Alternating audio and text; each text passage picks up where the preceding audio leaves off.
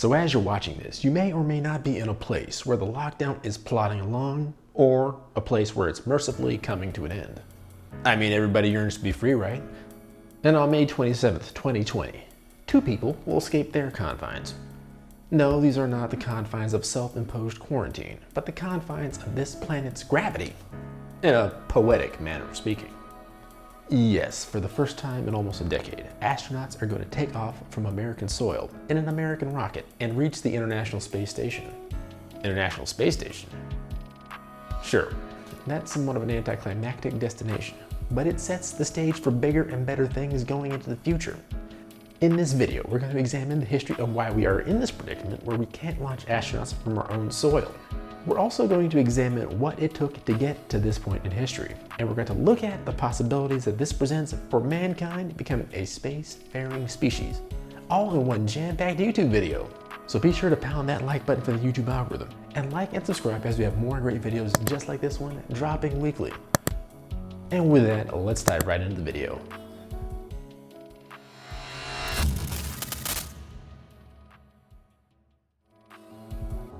What's up, you guys? You're watching BTB Fusion, and I'm your host, Derek West, lead software engineer, online business wonderkin, weightlifting fanatic, and all-around good guy. On BTB Fusion, it's our mission to inspire you to take imperfect action on your business using the power of technology, and in reality, to help you to see all the possibilities that exist around you because of technology. One of the largest possibilities, or should I say giant leaps, that will soon come to fruition for people around the globe is that of interplanetary space travel. That's right. Sort of the pipe dream of science nerds for centuries now, a lot of hype and promise has surrounded this particular field of expertise, of pursuit. Pursuit's a good word. Sure, a lot of hype and unfortunately not a ton of progress. Well, maybe. From manned spaceflight particularly. Plenty of progress has been made for robots and other objects to be hurled through space. And there's good reason for that.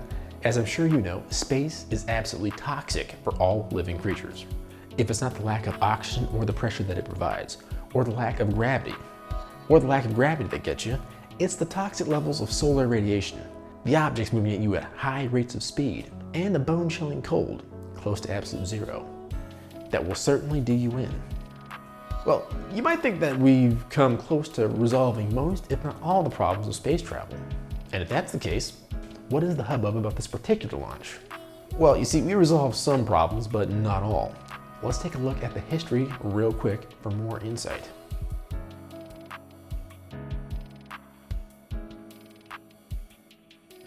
The history of space exploration is really just that, an extremely long history lesson that can be interesting if you have a taste for international politics and the intrigue that brings.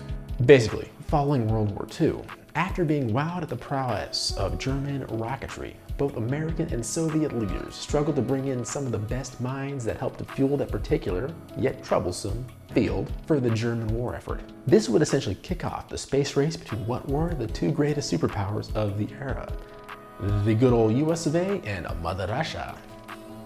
That was a terrible Russian accent. I promise by the end of this video I'm gonna get it right at least one time. But because of this, the space race became a proxy war for the domination of either communism or free democracy. Russia initially landed the first blows that inspired the USA to get its head in the game with the successful launching of the first man-made satellite, Sputnik, and eventually launching the first animal, a dog, and eventually a man into space. With these major accomplishments, Russia was firmly in the lead. America, recognizing this and having a lot of ground to catch up on, decided that it had better set a big, audacious goal to inspire itself to reach new heights, and heights that it needed to reach in order to be relevant in this new, important race. That goal was the moon. The goal was the moon, and the time was the 60s.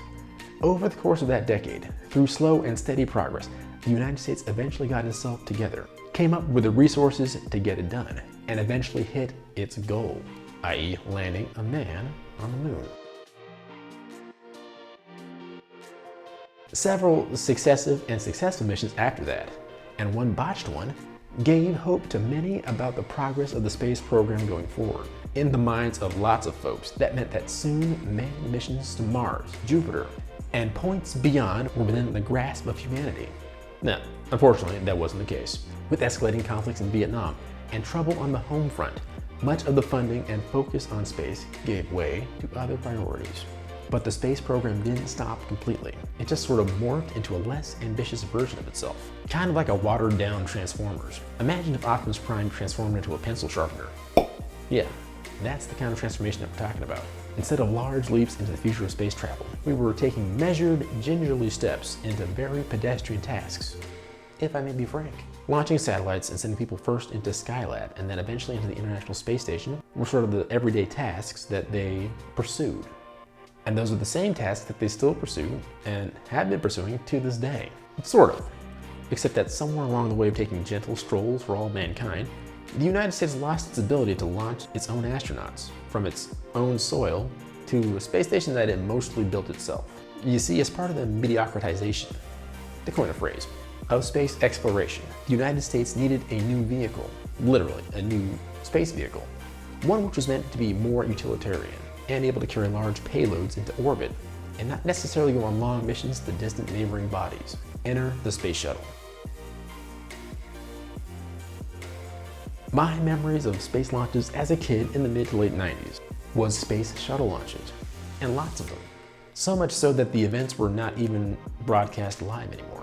They were extremely routine and extremely boring. I mean, the kind of missions that they were exercising in were not exactly excitement-inducing.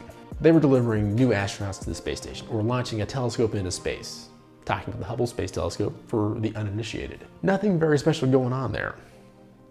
All throughout this time, late 90s, early aughts, there had been advancements in research into new and different models for spaceflight. None of them seemed to take off, though, from NASA, and one by one they all seemed to get canceled.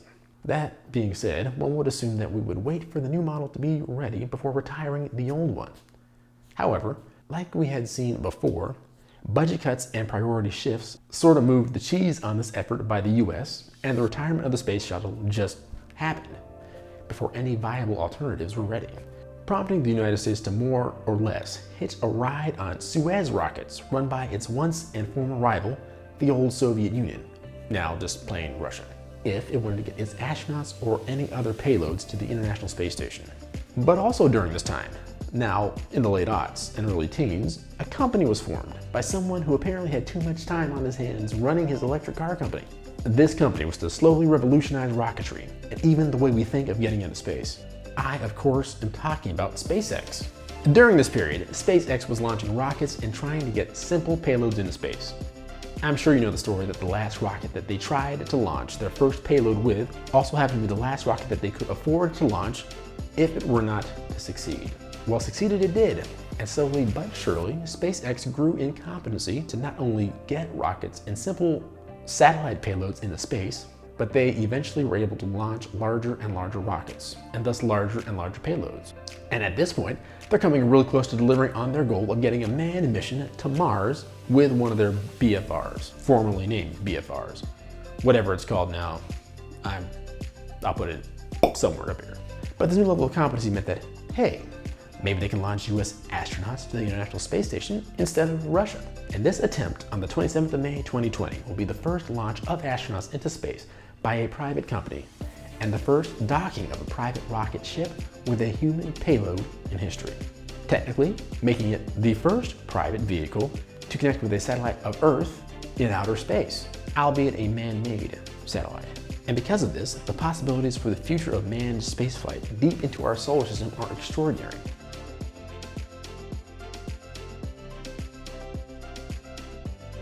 And this is not necessarily about the privatization of space either. On my channel, I had a video on that topic. Like and subscribe. That basically makes the case that private space commerce has been a thing for close to 4 decades now.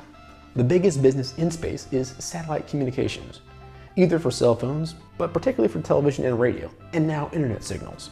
And to that end, last year in May of 2019, SpaceX launched a rocket that released 60 500-pound satellites into orbit, with the intent being to launch others and create a service called Starlink, a web of satellites supporting a global internet service. Other satellite companies are following suit, such as Telesat LEO, low Earth orbit, OneWeb Satellites, and Airbus, who will begin launching 900 satellites into low Earth orbit sometime in the near future, with the aim to deliver affordable global internet access. And we can't forget about Amazon and the Project Kuiper, which will place 3,236 satellites into orbit with the stated intention of providing low latency, high-speed broadband connectivity to unserved and underserved communities across the globe. One of the real wins that will come out of this rocket launch is the lowered cost per launch of a rocket. The US is saving approximately $30 million on this launch by going with SpaceX over a Russian launch platform. And analysts from Morgan Stanley expect the cost of launching a rocket into space will continue to fall, particularly as competition with SpaceX heats up, mainly among its rivals, Amazon's Blue Origin and Virgin Galactic, but there are others out there as well. Morgan Stanley has reported that the cost of launching a rocket has declined to about $60 million from $200 million because of reusable rockets, with prices predicted to fall as low as $5 million per launch. This could lead to an extremely lucrative niche business, space tourism, which Virgin Galactic has already started to capitalize on. Companies like Bigelow Aerospace are developing orbital space stations to act as a sort of space hotel, while other companies are building microgravity laboratories where educators and scientists conduct groundbreaking life-improving research. Similar to life-improving research we do for you here at BTP Fusion, at no charge no less. Be a deer and smash that like button, because we all know deer smash like buttons with reckless abandon for that all-important YouTube algorithm. Also, be sure to like this video if you liked this video. And also subscribe and hit the notification bell. And we want to know from you, is the age of space exploration upon us? Will this first launch of humans into the space station by a private company be the beginning of the true space age, or just a footnote in history? Join the discussion down below.